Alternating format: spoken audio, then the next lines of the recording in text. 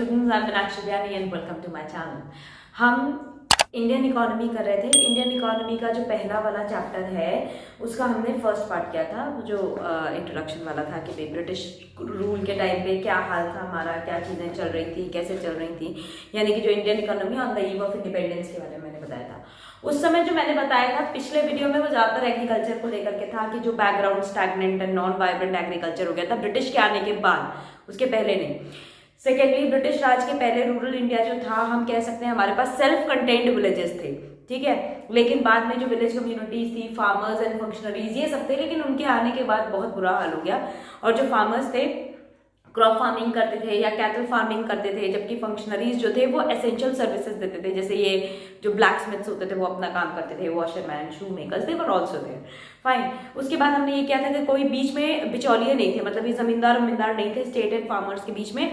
और जो फार्मर्स थे बेसिकली ये लैंड रेवेन्यू पे करते थे, डायरेक्टली राजा लोगों को पे करते थे। उस समय राजा वाजा होता था, लेकिन ध्यान रखिएगा अभी इनमें भी मैं एक्सप्लेनेशन में बताऊंगी आपको कि प्रिंसली कोर्ट्स कैसे गायब हो गए थे। आज मैं ये सारी चीजें आपको बताऊंगी। This is the second part of this chapter, ठीक है।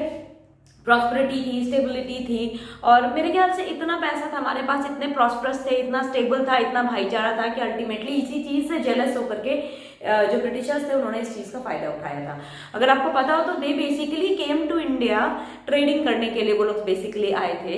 लेकिन यहाँ का पैसा और यहाँ का जो सिस्टम था, इन सबको देख करके उनके अंदर जो लालच आ गया था, क्योंकि उनको लगा कि भाई यहाँ के जो प्राइमरी गुड्स थे वो उनके बहुत काम आएंगे, और धीरे धीरे उन्होंने अपने पैर पसारने शुरू किए थे। So today we will do industrial sector on the eve of independence. ये जो इंडस्ट्रियल सेक्टर है on the eve of independence, उसके बारे में हम बताऊंगी। सबसे पहले इसके अंदर डीके ऑफ ट्रेडिशन। पहली बात मैं बताती हूँ है क्या। देखिए, जो ब्रिटिशर्स ने किया था, सिस्टमैटिक डी इंडस्ट्रियलाइजेशन किया था, यानी कि हम ये कह सकते हैं कि उन्होंने इंडस्ट्रियल सेक्टर को धीरे धीरे करके डिस्ट्रॉय किया था। उसका मतलब क्या हुआ कि उन्होंने सबसे पहली बात हमारे जो ट्रेडिशनल हैंडीक्राफ्ट्स थे उनको डिस्ट्रॉय किया।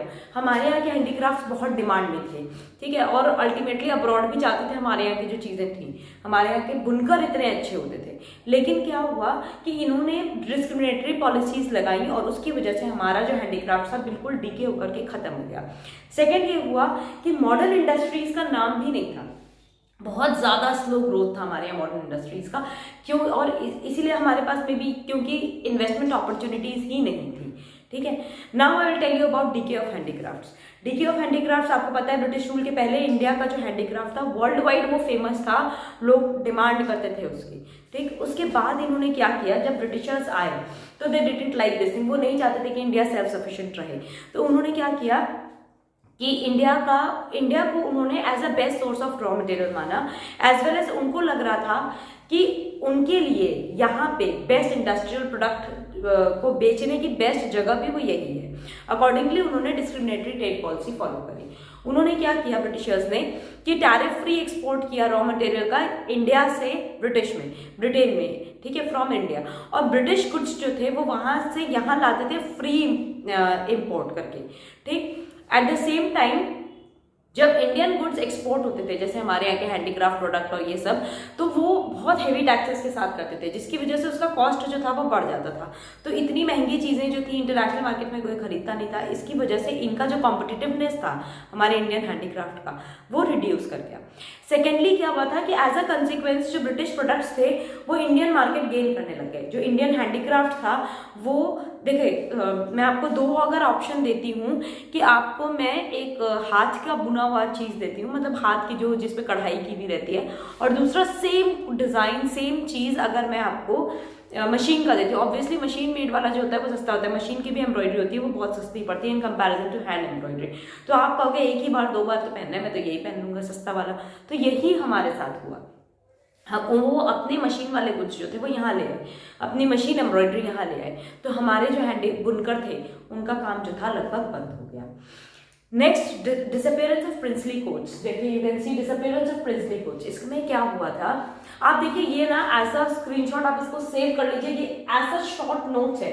जब आप पूरा चैप्टर खत्म कर लेते हो तब आप इसको गो थ्रू करोगे ना कि हाँ इसके अंदर मुझे ये लिखना है, इस पॉइंट पे ये लिखना है, इस पॉइंट पे ये लिखना है, इस पॉइंट पे ये लिखना है, तो आपका जो सिलेबस है उसका कंप्लीट रिवीजन होगा इसकी हेल्प से। So you should take a screenshot of it, और इससे आप जब पढ़ाई करोगे रिकॉल करने के टाइम पे तब आपको बहुत हेल्पफुल रहेगा ये। You just have to learn this points, अंदर का आपको पता है अंदर क्या लिखना है।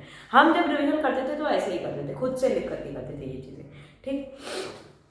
आपको पता है हमारे जब शुरुआत में राजा और होते थे तो बड़े लोग होते थे, they were very fond of art, architecture, literature, music, इन सब चीज़ों के बहुत ज़्यादा पसंद करते थे, ठीक है।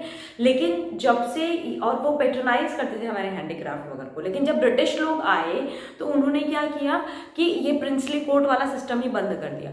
तो अब कौन रह गया था जो हमारे हैंडीक्राफ्ट वगैरह को पेट्रोनाइज करेगा, हमारे म्यूजिक को, हमारे लिटरेचर को, कोई भी नहीं रह गया।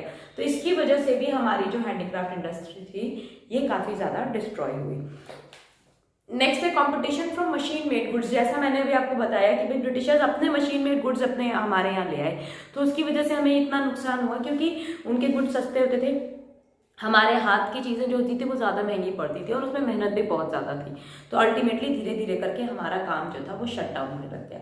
फिर नए पैटर्न्स ऑफ डिमांड आने लगे, न्यू पैटर्न्स ऑफ डिमांड। इसका मतलब जानते हैं क्या होता है, जैसे कोई नई चीज़ आती है, वेस्टर्नाइज्ड कल्चर, जो यंग जनरेशन थी वो वेस्टर्नाइज्ड कल्चर फॉलो करने के बारे में सोच रही थी, मतलब वो लोग अडॉप्ट कर रहे थे, तो ऑब्वियसली वो वहाँ की चीज़ें ज़्यादा पसंद करेंगे रादर देन जो प्योर इंडस्ट्रियल चीज़ें होती है। इंडियन चीज़ें जो थी उनको कम पसंद करके वहाँ की चीज़ों को ज़्यादा प्रायोरिटाइज कर रहे थे, उनके ऊपर ज़्यादा फोकस कर रहे थे।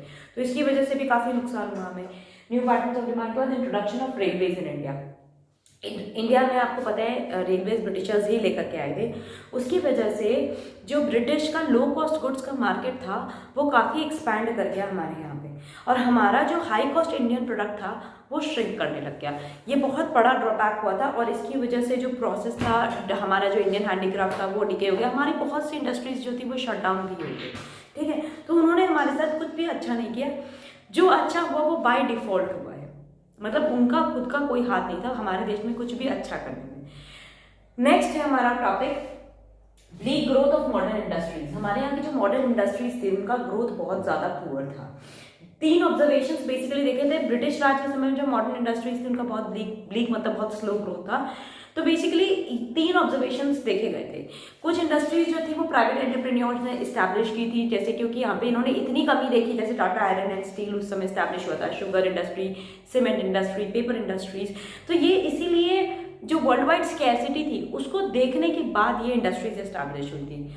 नेक्स्ट चीज है स्टेट का जो पार्टिसिपेशन था वो बहुत लिमिटेड था, मतलब वो लोग कहीं पे भी कोई खास पार्टिसिपेशन नहीं कर रहे थे। जो स्टेट का पार्टिसिपेशन था मॉडर्न इंडस्ट्रियलाइजेशन में वो काफ़ी लिमिटेड था, एंड वो सिर्फ स्ट्रैटेजिक एरियाज पे था, जैसे कि रेलवेज में लगा दिया उन्होंने या मीन्स ऑफ कम्युनिकेशन पे लगा दिया, जिसकी वजह से इंडियन मार्केट जो था ब्रिटिश प्रोडक्ट के लिए वो काफ़ी एक्सपैंड हो गया था। खाली उनको ब्रिटिश प्रोडक्ट को एक्सपैंड करने से मतलब था, उनको इससे मतलब नहीं था कि हमारे इंडियन मार्केट का क्या होगा।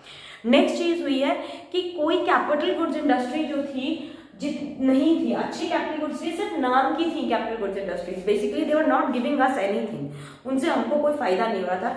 जो मशीनें बन रही थी, जैसे इंडस्ट्रियल प्लांट्स जो थे, they were used for further industrialization, and in the absence of this industries India में जो इंडस्ट्रियलाइजेशन था वो बिल्कुल लॉपसाइडेड था, बिल्कुल भी नहीं था। हमको अल्टीमेटली वहीं से बाहर से ही सब कुछ मंगवाना पड़ता अगर कुछ करना था तो ब्रीफली अगर हम कहें, पहली बात हैंडीक्राफ्ट डिस्ट्रॉय हो गया, मॉडर्न इंडस्ट्रीज का ब्लीक एक्सपेंशन था, और तीसरा कैपिटल गुड्स इंडस्ट्रीज जो थी वो लगभग नॉन एग्जिस्टेंट थी, और जो ट्रेडिशनल इंडियन हैंडीक्राफ्ट था वो डीके कर रहा था। मॉडर्न इंडस्ट्रीज जो थी वो इन्फेंट स्टेजेस पे थी, ऑल इन ऑल सब कुछ नीचे ही जा रहा था।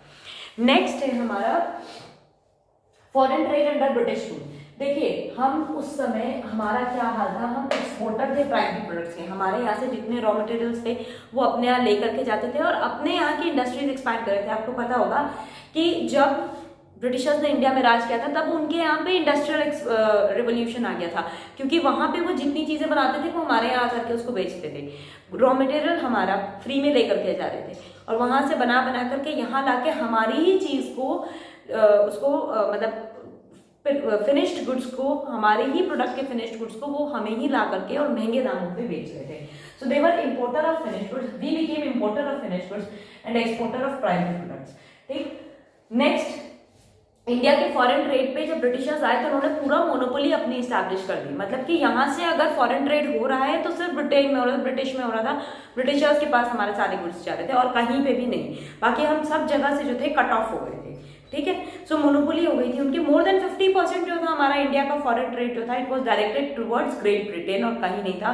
और हम जो थे एक्सपोर्ट कर रहे थे सिर्फ प्राइमरी प्रोडक्ट्स, कोई फिनिश प्रोडक्ट्स हम नहीं एक्सपोर्ट कर रहे थे, सिर्फ प्राइमरी प्रोडक्ट्स एक्सपोर्ट कर रहे थे। फिनिश तो उल्टा हमको इंपोर्ट करने पड़ रहे थे। एंड नेक्स्ट है surplus trade but only to benefit the British. हमारे पास बहुत ट्रेडिंग थी, ऐसी बात नहीं कि हम ट्रेडिंग नहीं कर रहे थे, ठीक है। इनफैक्ट सरप्लस ट्रेड था, लेकिन ये सिर्फ हम प्राइमरी प्रोडक्ट्स का सरप्लस ट्रेड कर रहे थे, वो भी सिर्फ ब्रिटिशर्स का, और वो भी औने पौने दामों में, जिसको कहते हैं एकदम सस्ते में, ठीक। तो इसकी वजह से हमारा कोई भी ग्रोथ नहीं हो रहा था। नेक्स्ट चीज हमारा उस समय डेमोग्राफिक प्रोफाइल क्या था। डेमोग्राफिक प्रोफाइल मतलब कि जो हमारी स्टैग्नेंट और बैकवर्ड इकोनॉमी थी, इसमें बर्थ रेट डेथ रेट क्या था। आपको पता है birth rate and death rate जो था बहुत हाई था, नियरली 48 से 40 पर 1000 रिस्पेक्टिवली। यानी कि बर्थ रेट 48 पर 1000 था और डेथ रेट जो था 40 पर 1000 था।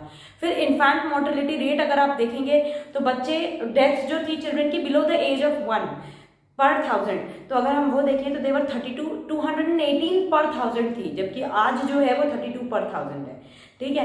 लाइफ एक्सपेक्टेंसी जो थी उस समय 69.4 ईयर्स, मतलब उस समय सिर्फ 32 ईयर्स की हो गई थी। करेंटली इट इज 69.4 ईयर्स, ठीक। लिटरेसी रेट अगर आप देखेंगे उस समय सिर्फ लिटरेसी रेट जो था इट वॉज नियरली 16%, जो कि सोशल बैकवर्डनेस को वो कर रहा है, शो कर रहा है, हमारी रिफ्लेक्ट कर रहा है। और फीमेल लिटरेसी रेट सिर्फ 7% था उस समय। तो इतना बुरा हाल इन्होंने हमारी इकोनॉमी का कर दिया था, हम बहुत ज़्यादा खराब कंडीशन पे आ गए थे, और इतनी खराब इकोनॉमी को उबार करके निकालना भी बहुत मुश्किल था।